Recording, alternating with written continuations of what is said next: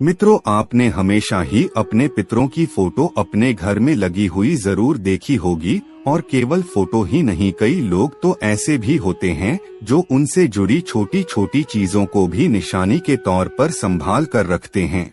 लेकिन क्या आपने कभी यह सोचा है कि आपका ऐसा करना सही है या गलत? लोग इस प्रश्न का जवाब ढूंढते रहते हैं कि घर में मृत परिजन की फोटो लगानी चाहिए या फिर नहीं। लेकिन यह जानना बहुत जरूरी है कि इस विषय में हमारे धर्म शास्त्र क्या कहते हैं। मृत परिजनों के फोटो हमें घर में लगाना चाहिए या नहीं, और अगर लगाना चाहिए तो उसे कहाँ लगाना अच्छा रहेगा, और गलत स्थान पर फोटो लगाने से आपको क्या क्या परेशानियां झेलनी पड़ सकती है। इन सब के बारे में आज हम आपको इस वीडियो के माध्यम से बताने वाले हैं, तो आप हमारे इस वीडियो में अंत तक जरूर बने रहिए। आइए अब जान लेते हैं। मित्रों, लोग पितृपक्ष के दौरान अपने पितरों की आराधना करते हैं। हालांकि कई बार जाने अनजाने में हमसे ऐसी गलतियां हो जाती हैं जिससे हमें लाभ की जगह हानि भोगनी पड़ती है। कई बार आपने देखा होगा कि जब भी घर में किसी व्यक्ति की मृत्यु होती है तो घर में उनके फोटो लगा देते हैं और उसमें एक फूल माला डाल देते हैं। लेकिन क्या आपको मालूम है कि इन फोटो को कहाँ और कैसे लगाना चाहिए? क्योंकि शास्त्रों में इसका भी एक नियम बताया गया है। अगर आप अनुचित स्थान पर मृत परिजन की फोटो लगाते हैं तो उसे आपको हानि हो सकती है। मित्रों, कई लोग ऐसे भी होते हैं जो मृत परिजन के फोटो घर के मंदिर या फिर देवी देवता के साथ लगा देते हैं, जो कि ऐसा करना बहुत गलत माना जाता है। इससे आपको लाभ की जगह हानि का सामना करना पड़ सकता है, क्योंकि देवी या देवता पितरों से बढ़कर होते हैं और ऐसा करना देव दोष की श्रेणी में आता है।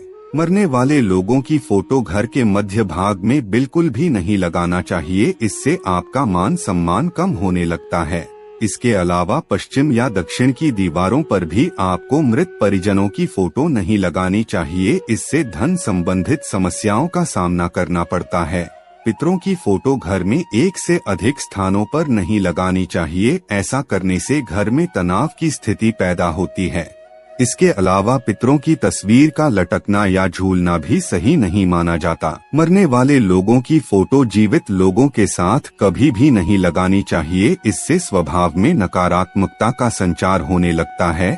मृत परिजन के फोटो को शयन कक्ष और रसोई कक्ष में भी लगाने से बचना चाहिए, इससे पूर्वजों का अपमान होता है और घर में हमेशा अशांति का माहौल बना रहता है।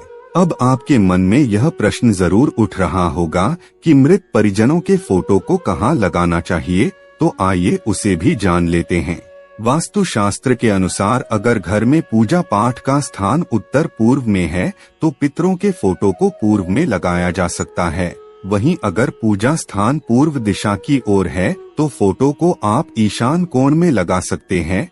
अगर पूजा घर के अलावा किसी कमरे में पूर्वजों की तस्वीर लगा रहे हैं तो उत्तर दिशा की दीवार पर आपको उनकी फोटो लगानी चाहिए, जिससे पूर्वजों का चेहरा दक्षिण की ओर रहे। यह मृत परिजनों की फोटो लगाने का सबसे अच्छा स्थान माना जाता है। पूर्वजों की फोटो घर के किसी एक ही स्थान पर लगानी चाहिए। वह स्थान ऐसा होना चाहिए जो दिशा दोष से मुक्त हो। जब भी आप मृत परिजनों के फोटो अपने घर में लगाएं तो फोटो के नीचे किसी भी लकड़ी के गट्टे का उपयोग जरूर करें, जिससे फोटो लटका या फिर झूलता हुआ दिखाई ना दे। मित्रों, घर के पूर्वजों की फोटो केवल आपको देखने के लिए है, किसी दूसरे के लिए नहीं।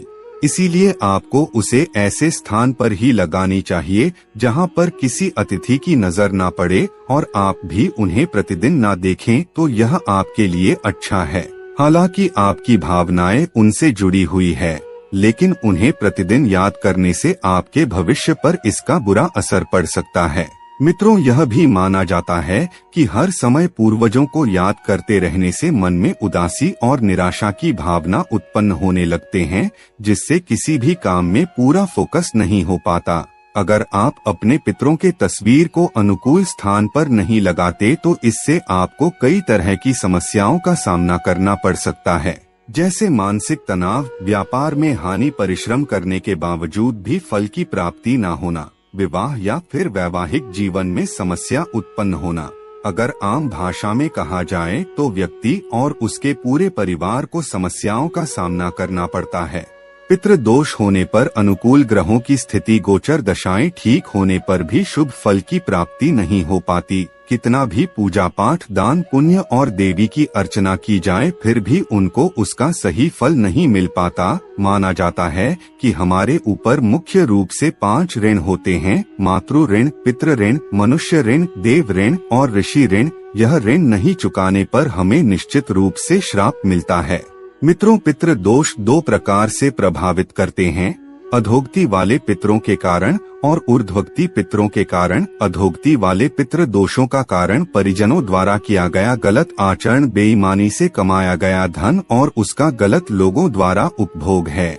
और परिवार के किसी प्रियजन को बिना किसी कारण के कष्ट देने पर भी पुत्र क्रोधित हो जाते हैं और परिवार के सदस्यों को श्राप दे देते हैं और अपनी शक्ति से नकारात्मक फल देते हैं। ऊर्ध्वगति वाले पितृ सामान्यतः पितृ दोष उत्पन्न नहीं करते हैं, लेकिन उनका किसी भी रूप में अपमान करने पर अथवा परिवार के पारंपरिक रीति रिवाजों का पालन नहीं करने पर वह पितृ दोष उत्पन्न करते हैं। कई बार आपने देखा होगा कि लोगों के जीवन में परेशानियां खत्म होने का नाम ही नहीं लेती।